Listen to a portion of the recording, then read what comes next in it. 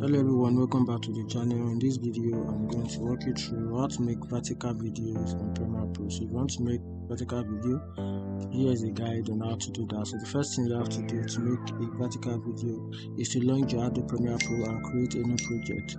After that, drag the video clip into your project panel. Once you drag it, then go to the file, new, sequence, and select customs in the editing mode drop down menu.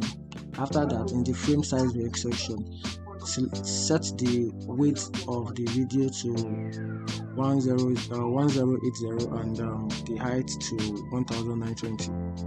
After that, drag your video clip from the project panel to the timeline and use the motion control in the effect control panel to adjust the position and scale of your video to fit into 9x16 frame. And after that, play back your timeline to ensure the video looks good in the vertical format.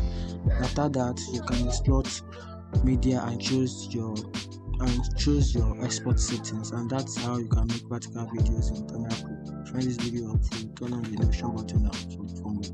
Thank you.